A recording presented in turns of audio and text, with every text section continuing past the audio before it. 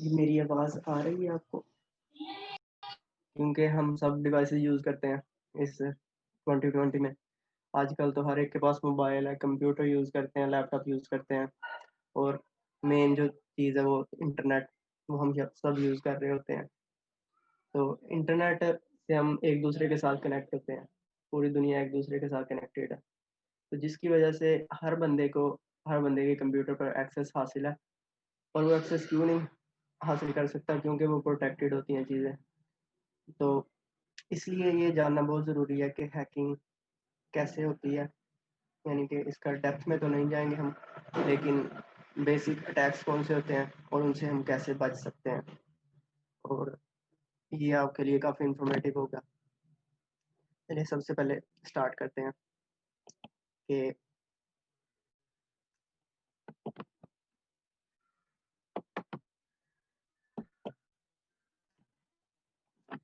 अच्छा, ethical hacking हमने नाम रखा था। एथिकल हैकिंग क्या होती है? सबसे पहले हैकिंग को डिफाइन कर लेते हैं। हैकिंग जो होती है किसी भी नेटवर्क में या सर्वर में वल्नरेबिलिटीज़ ढूँढना होता है। वल्नरेबिलिटीज़ क्या होती हैं कि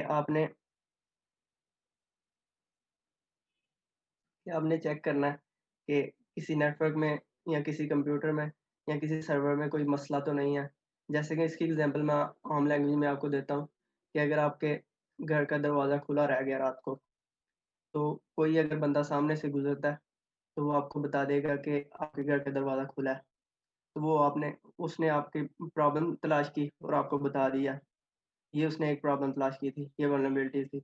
और अगर कोई बुरा बंदा गुज़रता है, तो वो आपको बताएगा नहीं, जबकि चोरी या कुछ इस तरह की करने की कोशिश करेगा। तो ये बेसिकली हैकिंग होती है कि वो चीज़ को तलाश करना होता है उस सिस्टम में से, और फिर इसको अगर बताते हैं तो वो अच्छे हैकर होते हैं, अगर नहीं बताते या उसका फ़ायदा उठाते हैं तो उन्हें हम बुरे हैकर्स कहते हैं। अब एथिकल हैकिंग क्या होती है? एथिकल हैकिंग आमतौर पे इल्लीगल होती है, लेकिन एथिकल हैकिंग लीगल होती है, क्योंकि एथिकल हैकर कुछ भी इल्लीगल काम नहीं करते। ये यूज़र की परमिशन से चीज़ किसी भी डिवाइस को हैक करते हैं। कोई भी वेबसाइट हो गई, अगर उसमें उसमें मैं देखना चाहूँ, मैंने एक वेबसाइट डिज़ाइन की है, उसको मैं देखना चाहूँ कि ये कितनी सिक्योर वेबसाइट है, तो मैं किसी हैकर को हायर करूँगा और उसे कहूँगा कि मेरी वेबसाइट हैक करके दिखाओ। और अगर वो हैक कर लेता है, तो इसका मतलब है कि मेरी वेबसाइट अनसिक्योर है, तो मुझे इससे ज़्यादा सिक्योर बनाना होगा। तो ये एथिकल हैकर ये काम करते हैं बेसिकली। तो आगे हैकर्स की कुछ टाइप्स होती हैं। इनमें सबसे पहले आते हैं black hat hackers. Black hat hackers, जैसे मैंने पहले डिस्कस किया कि ये उस तरह के हैकर्स होते हैं, इन्हें कोई प्रॉब्लम आपके आपके सिस्टम में मिल जाती है, तो उसको आपको बताते नहीं है, बल्कि उसका फ़ायदा उठाते हैं। अगर आपका सोशल अकाउंट हैक करना है, तो ये आपकी परमिशन के बगैर हैक करेंगे और आपकी पर्सनल इन्फॉर्मेशन चोरी करेंगे। अगर कोई इन्होंने वेबसाइट हैक की है, तो उधर से चीज़ें किसी का डाटा चुरा लेंगे। इनका बेसिकली मकसद, एंड में मकसद तो पैसा ही होता है, पैसा मिल जाए वेबसाइट से और वेबसाइट के ओनर से। तो अगर पैसा ना भी हो, कुछ हैकर्स का मकसद ये होता है कि बड़ी वेबसाइट होती हैं ना, उन पे ब्रीचेज़ होती हैं, तो वो कुछ ही देर में अपनी वेबसाइट को दोबारा उसी पोज़ीशन पे ले आते हैं, लेकिन वो डाटा लीक हो जाता है। तो ये ब्लैक हैट हैकर्स जो होते हैं, ये डाटा इंटरनेट पे फिर अपलोड कर देते हैं, और वो ईमेल्स वगैरह जो कि उस वेबसाइट पे लॉग्ड इन थी या अकाउंट्स बने हुए थे, वो सारी ईमेल्स और पासवर्ड इंटरनेट पे पड़े होते हैं। किसी के लिए भी वो डाउनलोड करने के लिए कोई भी वो उसे डाउनलोड कर सकता है बहुत आसानी के साथ। तो ब्लैक हैट हैकर्स आम ज़ुबान में बुरे हैकर्स होते हैं, जो कि आपकी चीज़ों का फ़ायदा उठाते हैं, और यही हैकर्स होते हैं जो कि अटैक कर रहे होते हैं इल्लीगली, और ये पकड़े जाएँ तो इन्हें सज़ा भी होती है। उसके बाद व्हाइट हैट हैकर्स आते हैं। ये ये भी सिस्टम्स को हैक ही करते हैं, सर्वर्स को हैक करते हैं, कंप्यूटर्स को हैक करते हैं, लेकिन ये आपकी परमिशन लेकर आपका सिस्टम हैक करते हैं। जैसे कि मैंने पहले बताया कि अगर मैंने वेबसाइट बनाई है, मुझे हैकर हायर करना पड़ेगा, तो ये व्हाइट हैट हैकर्स होंगे। तो जो ब्लैक हैट हैकर से मुकाबला कर रहे होते हैं, जो कि लोगों को प्रोटेक्ट कर रहे होते हैं, ये व्हाइट हैट हैकर्स होते हैं। अगर ब्लैक हैट हैकर ने किसी का अकाउंट हैक कर लिया है, तो उसे जब प्रोटेक्ट करना है या उसे वापस लाना है, तो उसके लिए व्हाइट हैट हैकर हमें ढूँढना पड़ेगा। तो ये अच्छे आम ज़ुबान में हम इन्हें अच्छे हैकर्स कहते हैं, और ये ही हमारी मदद करते हैं। उसके बाद आते हैं ग्रे हैट हैकर्स। शायद आपको नाम से थोड़ा बहुत अंदाज़ा हो गया हो कि ग्रे हैट हैकर्स जो होते हैं ये व्हाइट और ब्लैक के एक दरमियान मिडल में होते हैं, क्योंकि ये अच्छे काम भी करते हैं और बुरे काम नहीं करते, लेकिन ये इल्लीगली या विदाउट परमिशन किसी की वेबसाइट हैक कर सकते हैं, लेकिन इनकी इंटेंशन जो होती है वो बुरी नहीं होती। ये उससे दूसरों को फ़ायदा पहुँचाने की कोशिश कर रहे होते हैं, लेकिन विदाउट परमिशन ये हैक कर सकते हैं चीज़ों को। तो ये ग्रे हैट हैकर्स होते हैं। ये 3 टाइप्स हो गई हैकर्स की। उसके बाद हमने कुछ अटैक्स पढ़ने थे, जो कि हम आपको दिखाएँगे भी कि कैसे कुछ अटैक्स की इधर डेमोंस्ट्रेशन करेंगे कैसे होते हैं ये अटैक। सबसे पहले आ जाता है फ़िशिंग अटैक। फ़िशिंग अटैक को मैंने पहले नंबर पे इसलिए रखा है, क्योंकि आजकल जितने भी अकाउंट्स हैक हो रहे हैं, वो तकरीबन इसी अटैक से हैक होते हैं। कोई लिंक आता है आपको, आप लिंक पे क्लिक करते हैं, उस बंदे के पास आपकी इन्फॉर्मेशन चली जाती है। उस बंदे के पास आपकी इन्फॉर्मेशन या कोई भी आपकी स्क्रीन भी शेयर हो जाती है उससे। आपके स्क्रीनशॉट उसे जा रहे होते हैं, आपका वेबकैम ऑन हो जाता है और उससे आपकी तस्वीरें जा रही होती हैं। ये लिंक से सारा इसका ताल्लुक होता है। तो ये मैं अभी आपको दिखा भी देता हूँ कि बहुत ही इतना मुश्किल नहीं है करना, इसलिए हमें लिंक्स का ध्यान रखना चाहिए कि कोई हमें ईमेल आए या मोबाइल पे हमें व्हाट्सएप पे या कोई भी मैसेज में हमें कोई लिंक सेंड करे, तो उसे हमें देखना चाहिए कि हम ऐसे ही क्लिक ना कर दें। तो इसको हम अभी डेमोंस्ट्रेट करते हैं कि कैसे ये परफॉर्म होता है अटैक। तो इसके लिए मैं अपनी स्क्रीन शेयर करता हूँ दूसरी। ये जो आमतौर पे इधर अटैक्स होते हैं किसी भी सिस्टम में, जब हैकिंग आ जाती है तो उसके लिए लिनक्स इस्तेमाल करते हैं। जैसे एक विंडोज़ का ऑपरेटिंग सिस्टम और ये लिनक्स है। अब मैं इधर लिनक्स इस्तेमाल कर रहा हूँ। तो इधर ये सिक्योरिटी डिस्ट्रीब्यूशन है लिनक्स की एक, इसे काली लिनक्स कहा जाता है। तो इधर मैं अटैक आपको फिशिंग अटैक जो अभी परफॉर्म करके दिखाऊंगा। ये मैं किसी को लिंक नहीं सेंड करूंगा, अपने मोबाइल पे सेंड करूंगा ताकि किसी का कोई नुकसान ना हो। और ये बेसिकली ये टर्मिनल है जो मैंने अभी विंडो ओपन की है, और इस टर्मिनल पे सारी कमांड्स आप टाइप करते हैं जो भी हैकिंग स्टार्ट होती है एंड इधर ही होती है। तो टर्मिनल आपको बेसिकली आना चाहिए अगर हैकिंग स्टार्ट करनी है। तो इसकी बेसिक कमांड्स होती हैं कुछ। तो इधर हम जो मैं इधर यूज़ करूँगा वो एक टूल है, उसे उसे यूज़ करते हुए मैं एक लिंक जनरेट करूँगा, उसके बाद उस लिंक को मैं सेंड करूँगा अपने मोबाइल पर।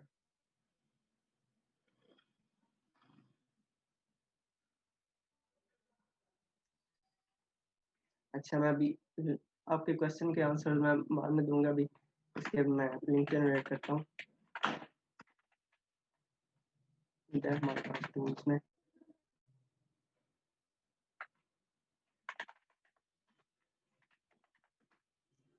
ये आपको चीज़ें समझाने की मुझे ज़रूरत भी नहीं है, क्योंकि मैं हैकिंग आपको सिखा नहीं रहा, बस बता रहा हूँ कि कितना ये आसान है अटैक करना। और कोई बंदा जिसे इतना नॉलेज नहीं भी है वो अटैक कर सकता है। तो इधर ये टूल हम स्टार्ट करेंगे अब। मैंने जैसे ये टूल स्टार्ट किया तो इधर मुझसे ये पूछ रहा है कि मैंने किस पे अटैक करना है। इंस्टाग्राम पे करना है, फेसबुक पे करना है, स्नैपचैट पे करना है, ट्विटर पे करना है। तो ये सारी वेबसाइट्स मुझे शो हो रही हैं। तो इधर मुझे कुछ भी करने की ज़रूरत नहीं है, यानी कि सिर्फ मैंने वन पे क्लिक करना है जिसके साथ इंडेक्स शो हो रहा है, मैंने उस पे क्लिक करना है, वो पेज जनरेट कर देगा। वन पे मैंने क्लिक किया, उसके बाद मुझे सर्वर पूछेगा कौन सा यूज़ करना है पोर्ट फॉरवर्डिंग के लिए। ये भी चीज़ एक्सप्लेन करने वाली नहीं है फिलहाल। तो जैसे ही ये कुछ ही सेकंड्स के बाद मुझे लिंक जनरेट करके दे देगा।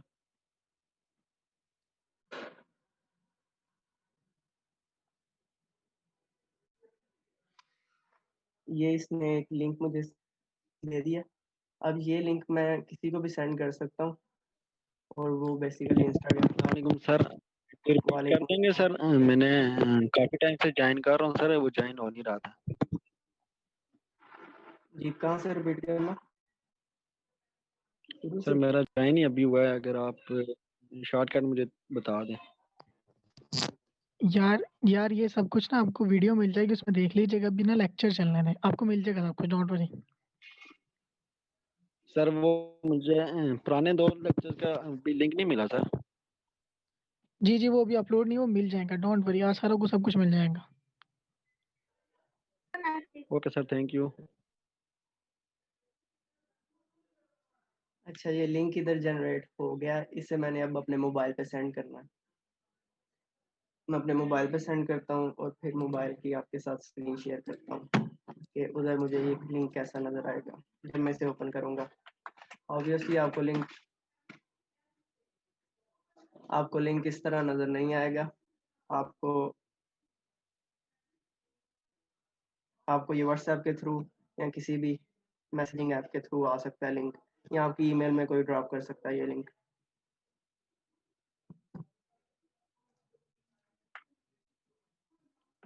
तो मैं अभी अपने मोबाइल पे ये लिंक सेंड किया, उसके बाद मैं स्क्रीन शेयर करता हूँ अपने मोबाइल की।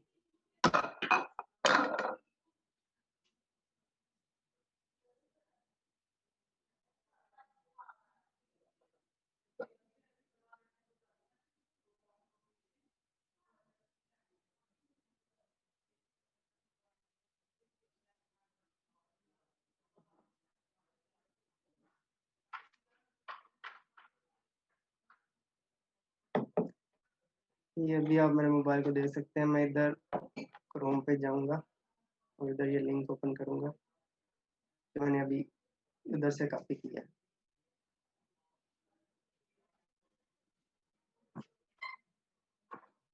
जब ये लिंक ओपन करूंगा ये थोड़ा टाइम ले सकता है, उसके बाद ओपन होगा जब,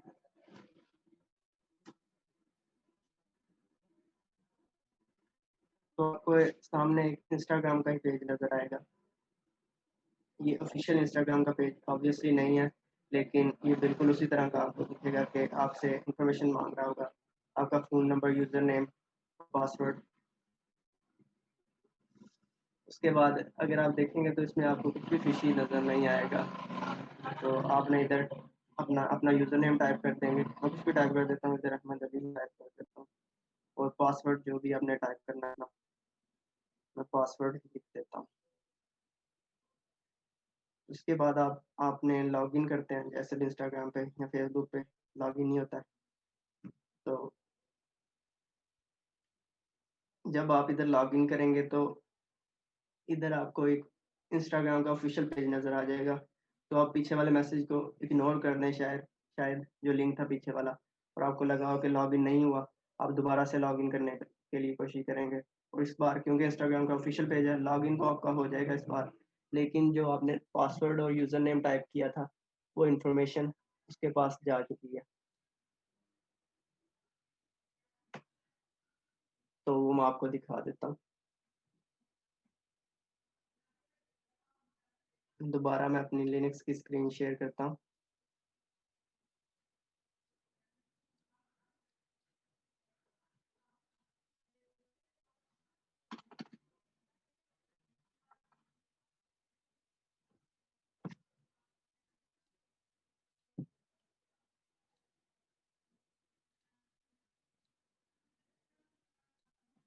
ये देखिए वही विंडो है जिसमें वो वेटिंग नेक्स्ट आईपी एड्रेस का इंतजार कर रहा था।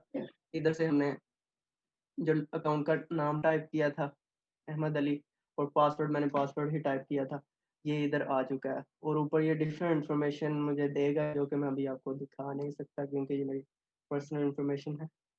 तो ये मैं आपको इधर दिखा देता हूँ अगर आपको देखनी भी है आपने तो ये आईएसपी आपका बताएगा, सिटी का नाम बताएगा, आपके बाद उसके बाद आपका आईपी एड्रेस जो कि मैं शो नहीं कर सकता, आईपी एड्रेस भी आपको बता देगा कि कहाँ से है ये बंदा। तो ये सारी इंफॉर्मेशन उसके पास जा चुकी है। उसके बाद करेंसी भी शो कर रहा है ये, जो कि ज़रूरत नहीं होती आमतौर पर हमें। ये आपने अभी देखा कि ये अटैक बहुत सिंपल था, और जिसके पास ये लिंक गया था उसे पता भी नहीं लगा कि ये अटैक उस पर कोई परफॉर्म भी हुआ। उसके बाद मैं ये इंफॉर्मेशन यूज़ कर सकता हूँ और इंस्टाग्राम पे उसके अकाउंट में लॉग इन कर सकता हूँ आसानी के साथ। ये फिशिंग अटैक है, इसकी और भी टाइप्स होती हैं। जिनमें हम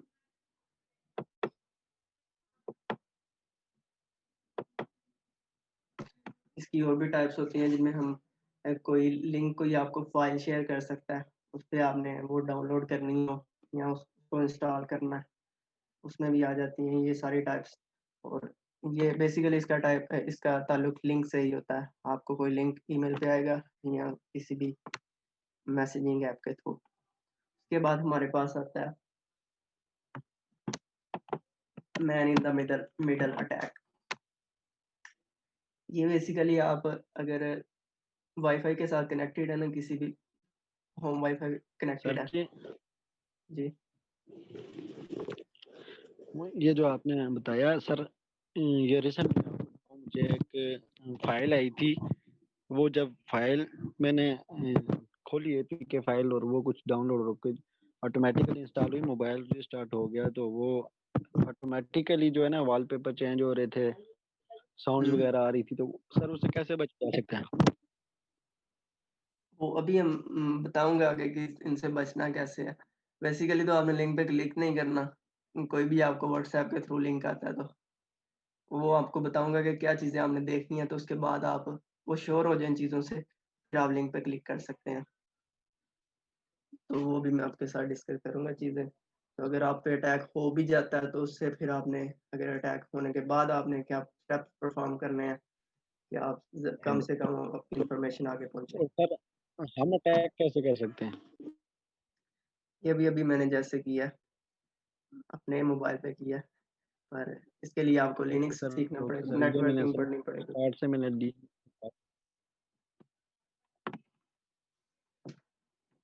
हाँ, उसके बाद हमारे पास आ जाता है man in the middle attack. ये अटैक बेसिकली अगर आप वाईफाई के साथ कनेक्टेड है तो उसी वाईफाई पे कोई और बंदा कनेक्टेड है तो वो आप पे ये अटैक परफॉर्म कर सकता है। तो आप वाईफाई पे जो भी ब्राउज कर रहे हैं इंटरनेट पे, जो भी सर्च कर रहे हैं, तो वो ट्रैफिक है आपकी, वो उस बंदे के थ्रू होके फिर आपके पास जाएगी। यानी पहले आप, इधर मैं आपको एक तस्वीर भी शो कर देता हूँ कि इधर हमारे पास ये विक्टिम नज़र आ रहा है हमें, और ये अटैकर है जो कि पैकेट्स को स्निफ कर रहा है, और ये सर्वर है। अगर ये अटैकर इधर ना होता तो डायरेक्टली इंफॉर्मेशन सर्वर के पास जाती है और सर्वर से आपके पास वापस आती है।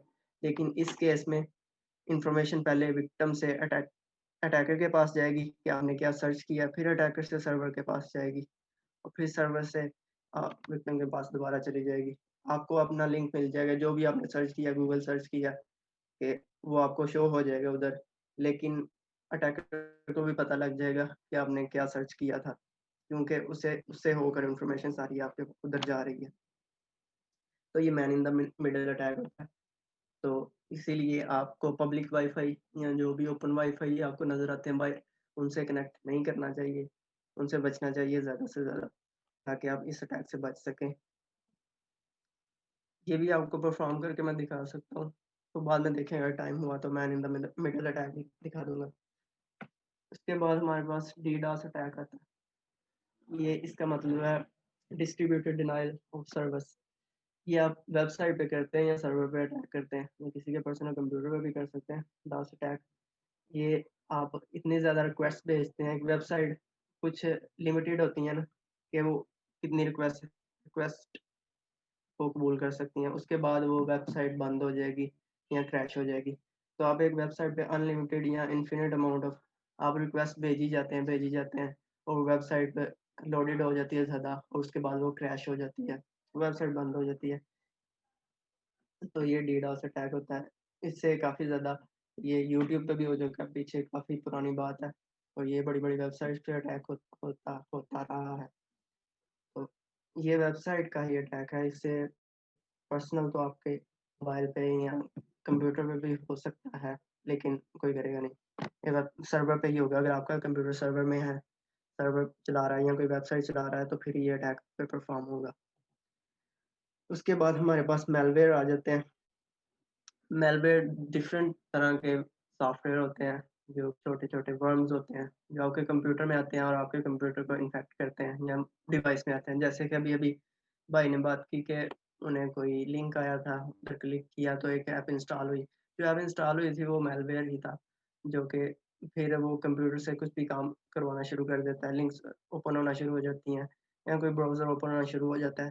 ये मैलवेयर की डिफरेंट टाइप्स होती हैं। मैलवेयर में सबसे एक टाइप रैनसमवेयर होती है, उससे आपने बचना है कि कोई आप इंटरनेट से चीज़ डाउनलोड करेंगे, उसके साथ कोई एक फ़ाइल डाउनलोड होगी, जैसे कि अभी भाई ने बताया कि उसकी भी फ़ाइल डाउनलोड हुई थी। वो फ़ाइल डाउनलोड होगी और वो इंस्टॉल आप करेंगे, तो उसके साथ एक छोटा-सा सॉफ्टवेयर भी इंस्टॉल हो जाएगा, जो आपकी सारी फ़ाइल्स को एन्क्रिप्ट कर देगा। एन्क्रिप्ट का क्या मतलब है कि आपके कंप्यूटर में जितनी भी फ़ाइल्स हैं, उनको लॉक लगा देगा, तो आप उन्हें खोल नहीं सकते जितनी भी फ़ाइल्स हैं और अगर आपका वो इम्पोर्टेंट डाटा, तो वो फिर आपको वापस नहीं मिलेगा। तो इसे हैकर डिमांड क्या करते हैं रैनसमवेयर अटैक से, रैनसम यानी कि पैसे माँगते हैं आपसे कि आप इतने पैसे हमें प्रोवाइड करें, उसके बाद हम आपको आपकी की प्रोवाइड करेंगे जिससे आप अपनी फ़ाइल को दोबारा एक्सेस कर सकते हैं। तो ये बड़ी-बड़ी कंपनी पे अटैक होता रहा है और अब भी होते हैं। तो ये अगर वो पैसे दे भी देते हैं, तो उसके बाद भी कोई गारंटी नहीं होती कि वो आपको की प्रोवाइड करेंगे या नहीं करेंगे। तो इसलिए इसलिए इस किस्म के अटैक से सो सॉरी वैस भाई आपको इंटरप्ट करने के लिए। अच्छा यार मैं जी, आपको नई जो है ना मीटिंग उसका लिंक सबको सेंड कर रहा हूँ। जैसे ही खत्म होगी आप उस मीटिंग में जॉइन कर सकते हैं, ठीक है? ठीक है वैस भाई आप कंटिन्यू करें। जी, तो कहाँ थे हम? हाँ, रैनसमवेयर पे। हाँ, मैं बता रहा था कि अगर आप पैसे दे भी देते हैं, तो उसके बाद भी कोई गारंटी नहीं है कि वो आपको की प्रोवाइड करेगा या नहीं। यानी कि आपका अगर रैनसमवेयर आप में आपके कंप्यूटर में आ गया, तो मोस्ट प्रोबेबल चांसेस है कि आपका डाटा गया आपके हाथ से अब। तो आपको फॉर्मेट ही करनी पड़ेगी हार्ड ड्राइव या जो भी है। तो आप दोबारा वो फाइल्स को एक्सेस नहीं कर सकते। अगर इम्पोर्टेंट डाटा है, तो फिर आप ही उसे देखेंगे कि कैसे वापस लाना है। इसीलिए बैकअप भी बना के रखना चाहिए अपने डाटा का। के बाद हम आ जाते हैं कि कैसे हम इन चीज़ों से बच सकते हैं, प्रोटेक्ट कर सकते हैं अपने आप को इन अटैक से। सबसे पहले सोशल मीडिया आता है, सोशल मीडिया हम सब यूज़ कर रहे हैं, इंस्टाग्राम, फेसबुक और ट्विटर वगैरह या स्नैपचैट जो भी इधर चलते हैं आजकल अकाउंट्स, वो सारे हम यूज़ कर रहे होते हैं। तो सोशल मीडिया में हमें देखना चाहिए कि हम कौन-सी इन्फॉर्मेशन उधर डाल रहे हैं। तो वो इन्फॉर्मेशन एक वक़्त आने पे हमारे खिलाफ यूज़ की जा सकती है। इसलिए सोशल मीडिया पे हमें ज़्यादा एक्टिव नहीं होना चाहिए कि हम हर चीज़ ही उधर डाल रहे हों, कि मैं इधर जा रहा हूँ, इधर जा रहा हूँ, इधर से आ रहा हूँ वापस। तो इस तरह की चीज़ें सोशल मीडिया पे नहीं करनी चाहिए, क्योंकि अगर कोई आप पे स्निफ़िंग कर रहा है आपका डाटा या आप पे नज़र रख रहा है, तो वो सारी इन्फॉर्मेशन उसके पास जा रही है। तो वो आपके अगेंस्ट कुछ भी इन्फॉर्मेशन वो यूज़ हो सकती है। तो इस तरह की चीज़ें सोशल मीडिया से दूर ही रखें। ज़्यादातर इन्फॉर्मेशन ना डालें, बस बेसिक इन्फॉर्मेशन आप डाल सकते हैं कि कोई साल बाद कोई एक इवेंट डाल दिया, उसके बाद हर इवेंट ऐड करने की भी ज़रूरत नहीं है। तो सोशल मीडिया सबसे ज़रूरी है कि आप लिंक्स वगैरह पे क्लिक करने से पहले आप पे आता है कि आप इंटेलिजेंटली काम लें और इन चीज़ों से बचें। इसके बाद पहले भी मैंने बात की कि पब्लिक वाईफ़ाई आपने यूज़ नहीं करना। पब्लिक वाईफ़ाई यूज़ करने का वो मैंने आपको बताया कि man in the middle attack हो सकता है। उसका उसका काफ़ी ज़्यादा नुकसान होता है, क्योंकि आपकी हर लिंक जो भी आप इंटरनेट पे सर्च कर रहे हैं, उधर अगर आपने अपना क्रेडिट कार्ड नंबर किसी वेबसाइट पे लिखा है, तो वो भी उस हैकर के पास चला जाएगा। तो वो है क्रेडिट कार्ड नंबर को यूज़ करते हुए आपका आपके बैंक बैलेंस भी यूज़ कर सकता है। तो इसलिए पब्लिक वाईफ़ाई का यूज़ नहीं करना, जो ओपन होते हैं आमतौर पे, आपको रेस्टोरेंट्स में मिलते हैं। तो अगर इनको यूज़ करना भी है आपने, तो वीपीएन का नाम आपने सुना होगा, वर्चुअल प्राइवेट नेटवर्क। तो आपने वीपीएन को यूज़ करना है, उसके बाद आप पब्लिक वाईफ़ाई यूज़ कर सकते हैं, अगर बहुत ज़रूरी है तो। अगर ज़रूरी नहीं है तो ना यूज़ करें। उसके बाद वीपीएन इस्तेमाल करने के बाद भी आपने कोई भी पर्सनल इन्फॉर्मेशन अपने पब्लिक वाईफ़ाई पे नहीं एंटर करनी। यानी कि आप अगर होटल में बैठे हुए हैं तो उनका वाईफ़ाई यूज़ कर रहे हैं, तो आपने कोई क्रेडिट कार्ड की इन्फॉर्मेशन या इस तरह की इन्फॉर्मेशन एंटर नहीं करनी। ये सारी चीज़ें वीपीएन यूज़ करने के बाद।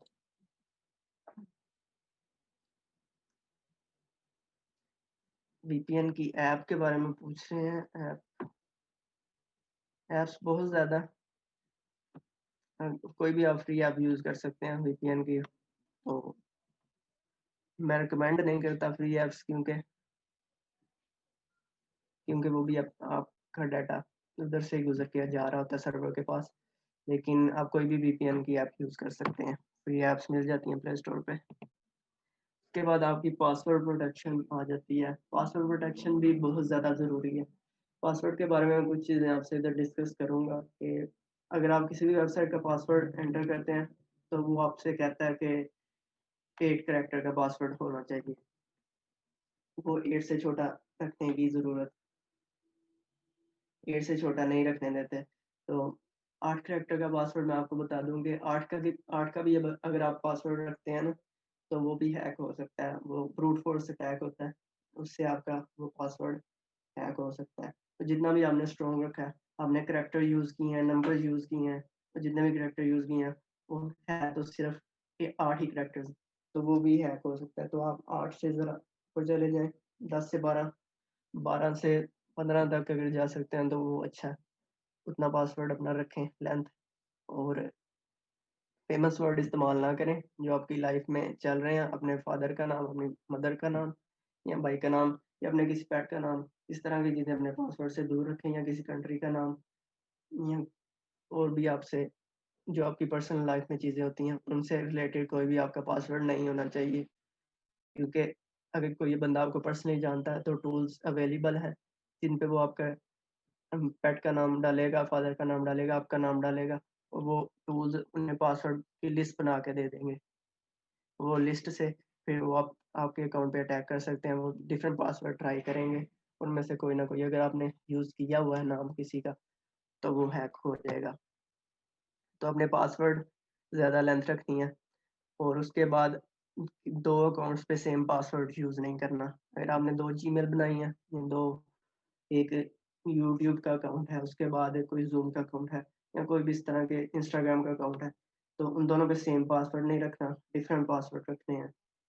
तो इससे आपका शायद आप कहें कि डिफरेंट पासवर्ड रखने से याद कैसे रखेंगे आप सारे पासवर्ड? तो कुछ लोग ऐसा करते हैं कि फ़ाइल बना लेते हैं, उसमें सारे पासवर्ड स्टोर कर लेते हैं। तो वो भी एक अच्छा तरीका नहीं है क्योंकि अगर आपका कंप्यूटर हैक होता है, तो सारी इन्फॉर्मेशन वो अगर फ़ाइल बंदे को मिल जाएगी अगर फ़ाइल बंदे को मिल जाएगी तो उसपे वो इन्फॉर्मेशन सारी आपके पासवर्ड्स की होगी। तो वो अपने अगर आपने लिस्ट वो बनानी भी है लिस्ट, तो वो सॉफ्ट में ना बनाएँ, हार्ड में किसी जगह पे रख दें। और वैसे भी ज़रूरत नहीं है उसको बनाने की क्योंकि इसके लिए एक टूल अवेलेबल है, लास्ट पास उसका नाम है। ये ऐप है एक, इसको आप इंस्टॉल कर सकते हैं और इसको जब भी आप यूज़ करने लगेंगे, तो ये आपको अगर मैंने एक्सटेंशन ऑन की नहीं मैंने हाँ, की हुई है। तो आपको दिखा देता हूँ ये कैसे काम करती है। लास्ट पास।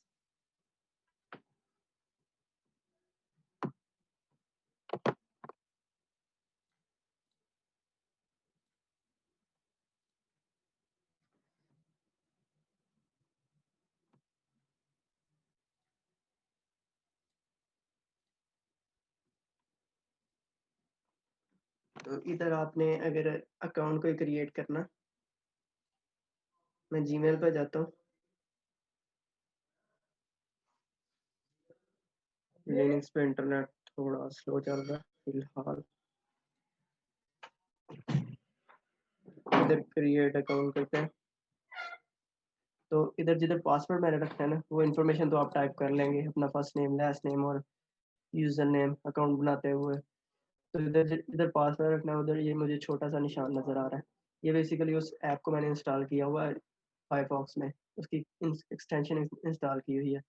तो ये इधर मैं क्लिक करूँगा, तो ये मेरे लिए एक पासवर्ड जनरेट कर देगा क्योंकि मैं अभी लॉग्ड इन नहीं हूँ, तो ये पासवर्ड जनरेट नहीं कर रहा। तो इधर ये आपको चॉइस देगा कि 16 कैरेक्टर का पासवर्ड जनरेट करना है या 20 का करना है। वो आपने स्लाइडर को आगे-पीछे करना है और आपका पासवर्ड जनरेट हो जाएगा। वो रैंडम कैरेक्टर्स होंगे, वो 16 भी हो सकते हैं, 20 भी हो सकते हैं, वो जितने भी आपने रखने हैं। तो मैं पर्सनली इसी तरह की कुछ ऐप्स यूज़ करता हूँ, जो कि आपने एक मास्टर पासवर्ड रखना है। आपने एक मास्टर पासवर्ड रखना है जिससे आप प्रोटेक्ट करेंगे अपने लास्ट पास के अकाउंट को, जो कि काफ़ी बड़ा पासवर्ड होना चाहिए, क्योंकि लास्ट पास के अंदर ही आपके सारे पासवर्ड्स पड़े होंगे। तो मास्टर पासवर्ड लास्ट पास पे चलेगा, उसको आपने काफ़ी ज़्यादा सिक्योर बनाना है। तो ये ऐप आप इस्तेमाल कर सकते हैं, ये आपकी ज़िंदगी काफ़ी आसान बना देगी। और सेम पासवर्ड कभी भी यूज़ ना करें।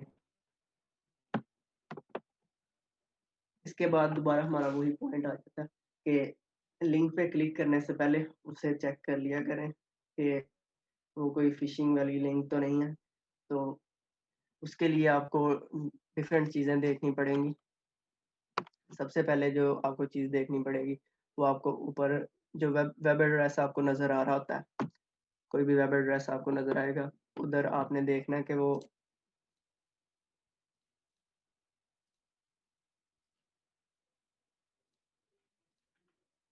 अगर मैं इधर गूगल सर्च करता हूँ तो जी हो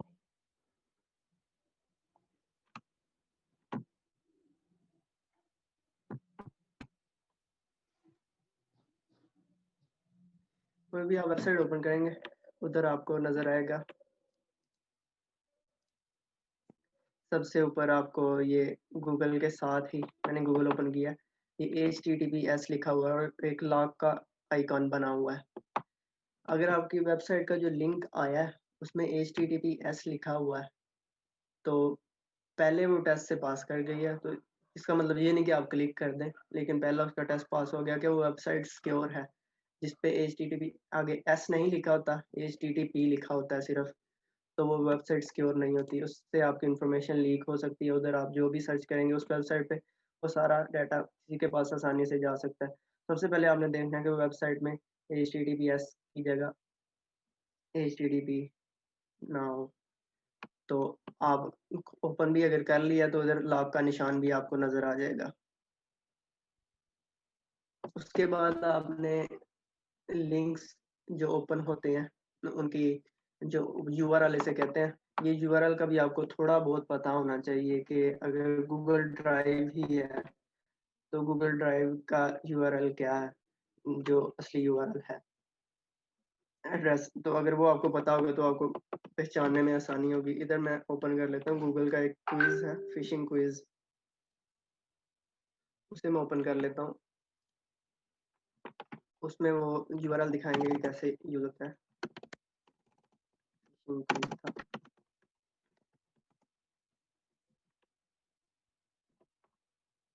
ये इधर आपको कुछ एग्जांपल्स ये देते हैं कि कैसे आपने इन चीज़ों से बचना है। ये आप बाद में ले सकते हैं, मैं आपको सिर्फ फर्स्ट एग्जांपल बताऊंगा कि कैसे काम करता है। इधर आप कोई भी ईमेल, रियल ईमेल लिखने की ज़रूरत नहीं है, कुछ भी लिख सकते हैं। ये पहली ईमेल की टाइप आ गई है कि अगर आपको इस तरह की कोई ईमेल नज़र आती है तो ये ईमेल आपने देखनी है कि रियल है या फेक, किसी अकाउंट से आई है।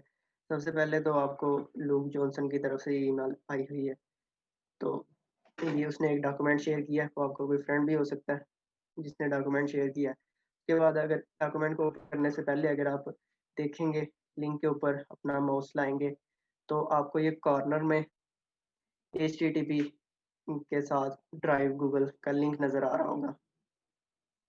इसमें सबसे पहले आपको मैंने जो बताया था HTTPS नहीं लिखा हुआ, HTTP लिखा हुआ है। ये वो लिंक शो हो रहा है, जब मैं क्लिक करूँगा तो ये लिंक ओपन हो जाएगा।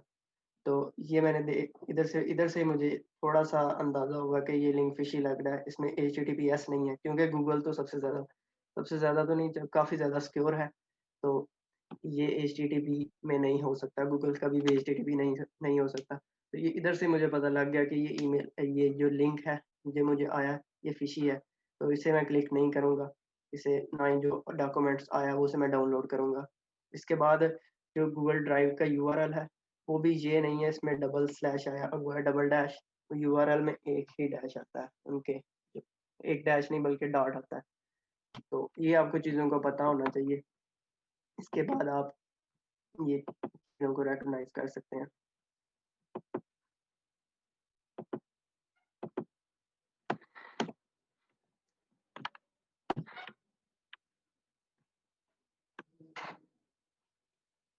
उसके बाद कुछ टिप्स थी, जो आपको मैंने कहा दे देता हूँ कि आप आसानी के साथ ये चीज़ें गूगल पे सर्च कर सकते हैं कि अगर आपने कोई गूगल पे किसी वेबसाइट के अंदर से कोई डॉक्यूमेंट सर्च करना है, तो आप बेसिकली जाएंगे इधर गूगल आप यूजुअली यूँ लिखते हैं कि गूगल में अगर आपने जाना है तो BISC लाहौर की वेबसाइट है, लाहौर बोर्ड की वेबसाइट है। इधर से मैंने कोई PDF की फाइल तलाश करनी है, मैटर का रिजल्ट तलाश करना है, तो हम ये वेबसाइट यूजुअली करते हैं इस तरह। तो इधर वेबसाइट पे जाते हैं, तो क्लिक करते हैं इसके अंदर से, फिर हम डॉक्यूमेंट्स को ढूंढते हैं। तो ये करने की ज़रूरत नहीं है, गूगल बहुत पावरफुल सर्च इंजन है। तो ये वेबसाइट मुझे नज़र आ गई थी, इधर लिखा हुआ है ये BISC लाहौर।